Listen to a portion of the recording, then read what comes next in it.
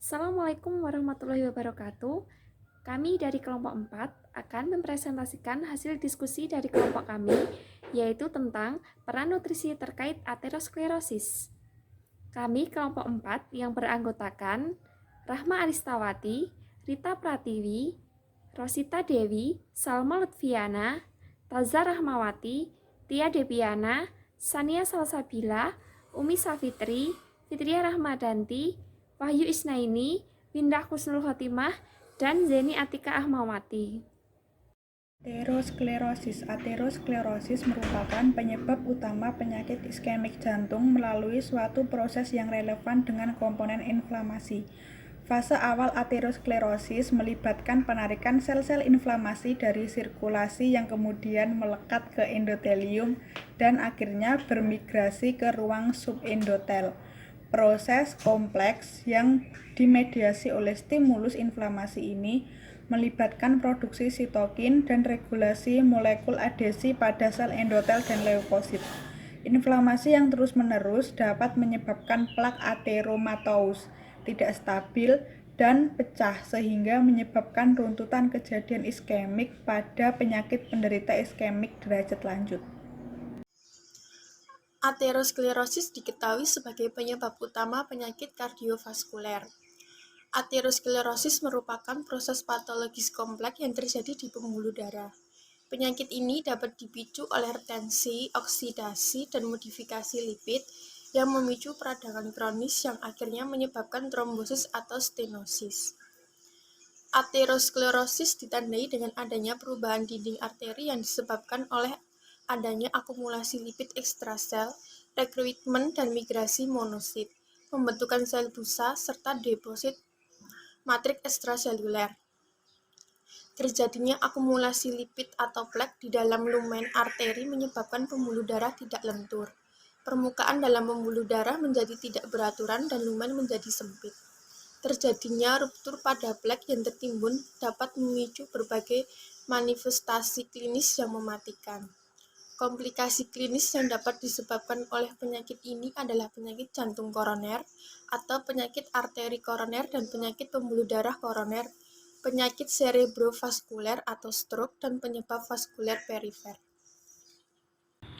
Yang pertama yaitu kebiasaan merokok, kurang olahraga, minum beralkohol, dan pola makan yang tidak sehat merupakan gaya hidup yang melatar belakangi besarnya kematian akibat penyakit kardiovaskuler di dunia. Lalu yang kedua adalah pola makan menjadi pola khusus pencegahan penyakit jantung dan kardiovaskuler terutama jantung koroner. Lalu yang ketiga, pola makan tidak sehat dapat meningkatkan kadar kolesterol dalam darah yang kemudian akan menumpuk di dinding dalam pembuluh darah sehingga menimbulkan aterosklerosis. Lalu yang keempat adalah modifikasi faktor resiko merupakan salah satu hal yang dapat dilakukan dalam upaya pencegahan penyakit jantung dan kardiovaskuler terutama modifikasi pola makan. Lalu yang kelima, modifikasi pola makan dilakukan atau mengganti asupan makanan yang tidak sehat menjadi makanan yang banyak mengandung serat. Faktor risiko penyebab aterosklerosis. Yang pertama bisa dilihat dari faktor primer, yaitu merokok, tekanan darah tinggi, peningkatan kadar kolesterol plasma atau serum. Sedangkan faktor yang kedua yaitu faktor sekunder, yakni stres, kurang aktivitas fisik, peningkatan trigliserida plasma, obesitas, dan diabetes. Penyakit kardiovaskular. Penyakit kardiovaskular merupakan penyebab kematian utama di dunia. Salah satunya adalah komplikasi aterosklerosis di arteri koroner. Salah satu faktor resiko menyebabkan hal di atas terjadi adalah diet aterogenik atau diet tinggi lemak yang bermanifestasi terjadinya aterosklerosis di arteri koroner.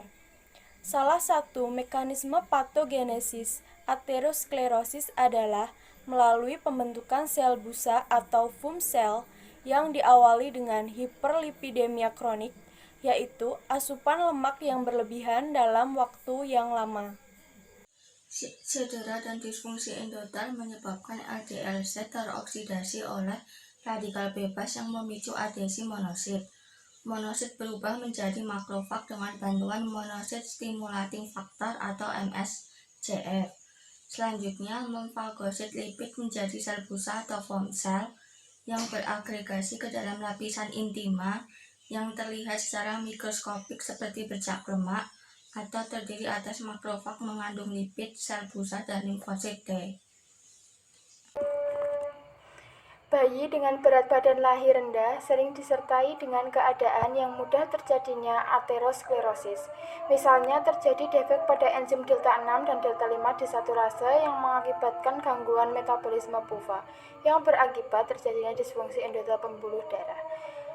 Kadar homosistein seringkali meningkat. Cemen reaktif, protein yang tinggi juga menyebabkan jejas pada endotel pembuluh darah yang dapat berlanjut menjadi aterosklerosis. Pun diet yang diberikan untuk aterosklerosis. Diet yang berkembang sebelumnya memiliki tujuan untuk mengurangi kolesterol darah dengan adanya asupan rendah kolesterol, rendah saturated fat, dan tingginya akan polyunsaturated fat. Namun, terapi untuk diet ini memberikan efek yang sangat minimal dalam menurunkan resiko jantung dan kardiovaskuler. Adapun hasil dari Medi-Rivet Study mengungkapkan bahwa diet Mediterania dapat menurunkan risiko mayor penyakit kardiovaskuler dengan menurunkan kolesterol plasma. Adapun sebuah tinjauan sistematik bahwa diet Mediterania mendapatkan peringkat sebagai model diet yang paling baik untuk memberikan perlindungan terhadap penyakit jantung koroner. Adapun karakteristik dalam diet Mediterania yaitu adalah mengonsumsi minyak zaitun yang tinggi, buah, kacang-kacangan, sayur-sayuran, dan sereal, ikan dan unggas yang cukup, rendah produk susu, daging merah, daging olahan, dan makanan manis, dan konsumsi wine dengan intensitas sedang disertai makanan. Diet Mediterania. Diet Mediterania memiliki efek kardioprotektif dengan kandungan asam alfa-linoleat, membuatnya lebih efektif dalam mencegah penyakit arteri koroner, baik pencegahan primer maupun sekunder. Penelitian ini menduga bahwa kandungan asam lemak termasuk dalam kelompok asam lemak omega 3 ini memberikan efek terhadap berbagai faktor yang memodulasi kaskade terjadinya akut miokard iskemia dan komplikasinya, khususnya kematian mendadak. Modifikasi diet dipercaya dapat mencegah proses inflamasi pada patogenesis aterosklerosis. Hasil penelitian cross-seksional dan uji coba pada populasi Mediterania menunjukkan diet Mediterania memiliki efek antiinflamasi. Dalam uji prevention con dieta Mediterania dilakukan analisis efek dari 3 intervensi terhadap adesi molekul dan sitokin terkait aterosklerosis. Penelitian terbaru menunjukkan diet Mediterania dapat menurunkan status inflamasi dan atau meningkatkan fungsi endotel.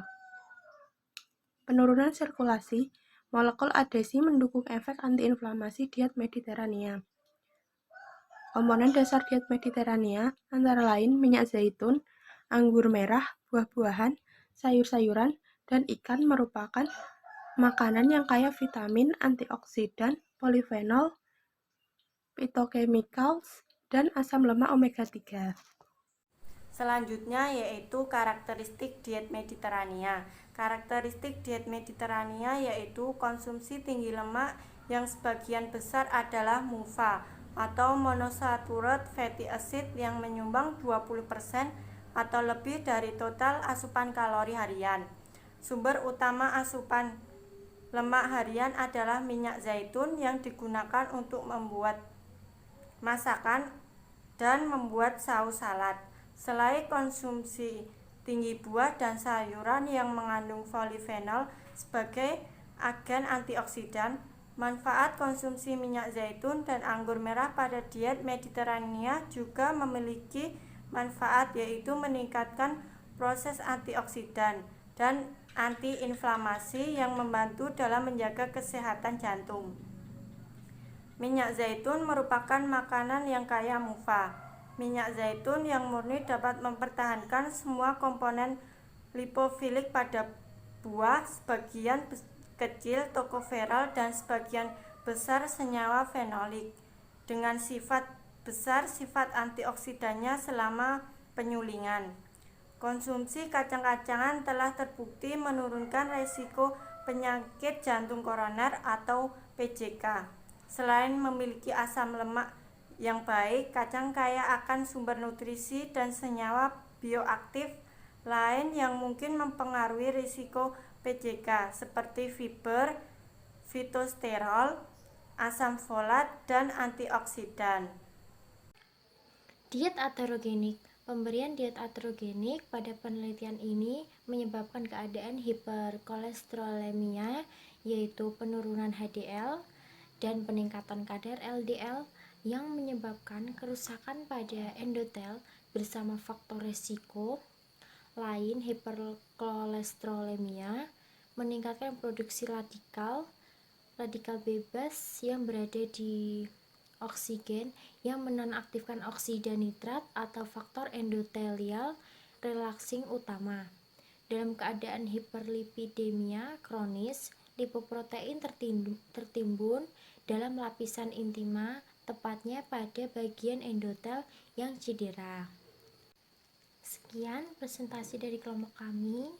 Jika kurang jelas bisa bertanya dan komen, like, and subscribe.